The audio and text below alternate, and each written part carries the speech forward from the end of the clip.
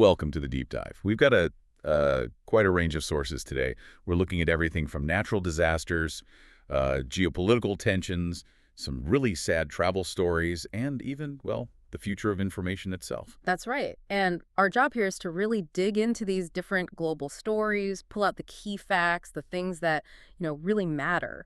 We want to give you a clear picture of what's happening right now, sort of connecting the dots between these seemingly separate events. We'll go from local system failures and huge climate events right through to conflict, and then end up looking at how we even get our information about all this. And we're actually starting small, or rather very personal, with two really tragic travel incidents that kind of highlight how fragile things can be. Yeah, they really do. First, there's this plane crash in Kenya, a Cessna Caravan. Oh, yeah. It had 11 people on board, 8 Hungarians, 2 Germans, and their Kenyan pilot.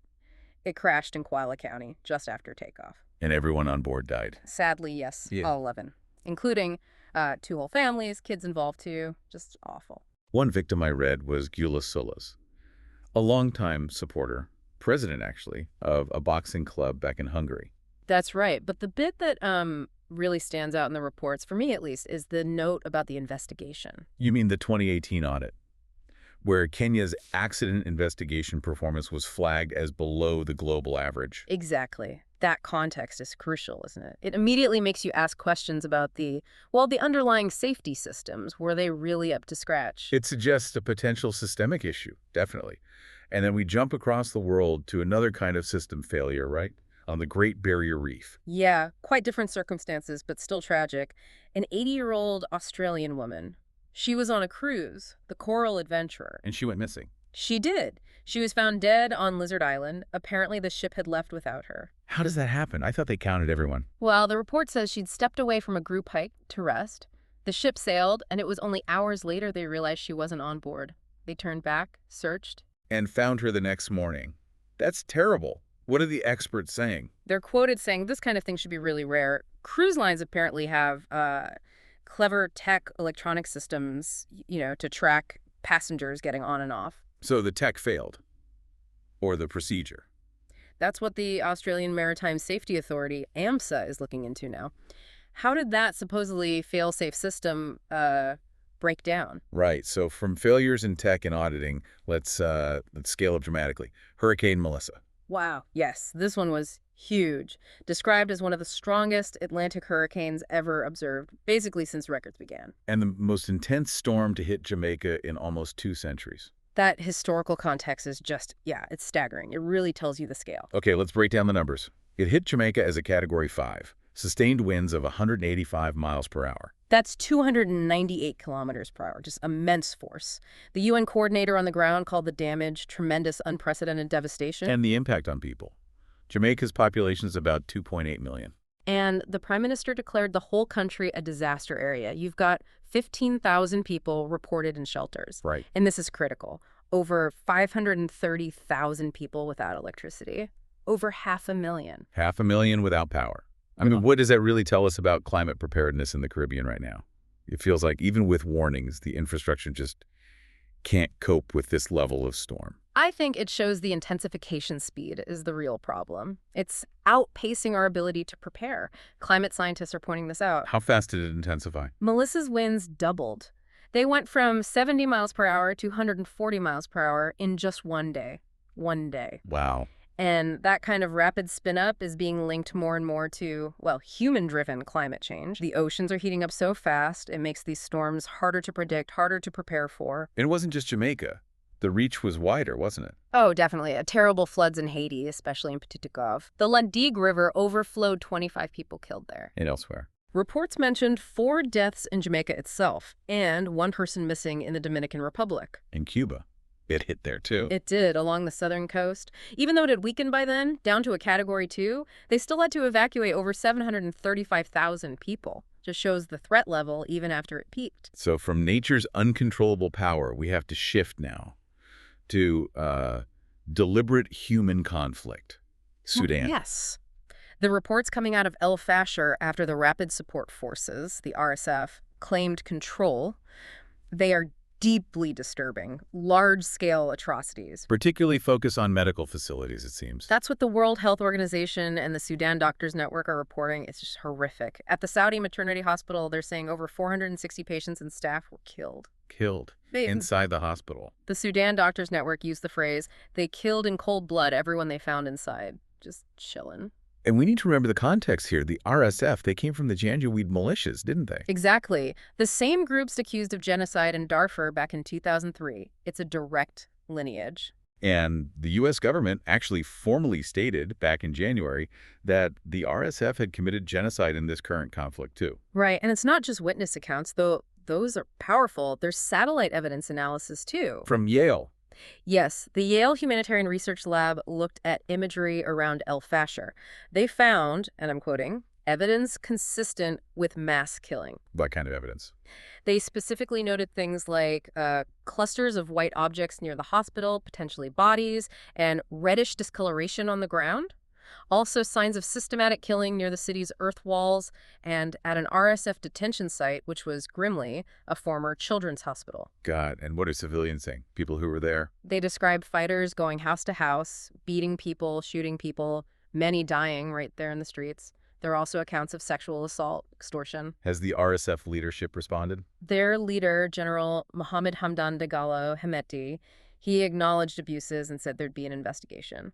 An investigation. Right. But the reports paint a picture of systematic violence, not just isolated incidents. It suggests a complete breakdown of any kind of humanitarian norms or basic decency.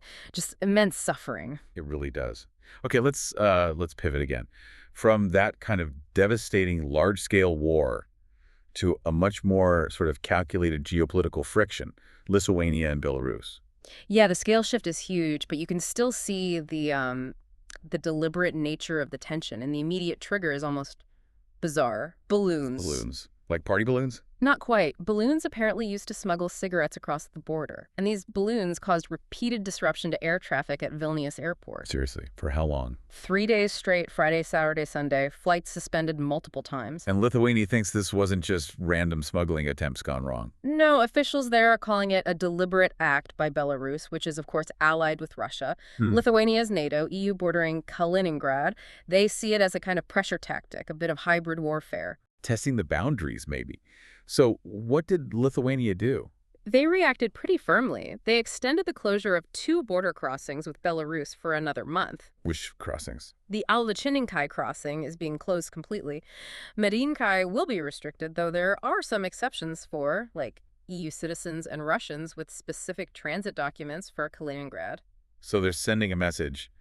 These disruptions have consequences. Pretty much. Of course, Belarus sees it differently. President Lukashenko called it a mad scam and accused Lithuania of waging its own hybrid war. He basically said Lithuania should sort out the smuggling on its side of the border.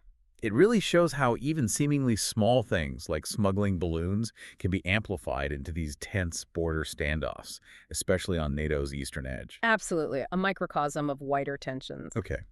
We've gone from climate disaster through horrific conflict to these calculated border games. Yeah. Now let's look at the conflict over, well, knowledge itself, the launch of Grokipedia. Right. This really gets into the information wars, doesn't it? Elon Musk launching a new online encyclopedia. Grokipedia.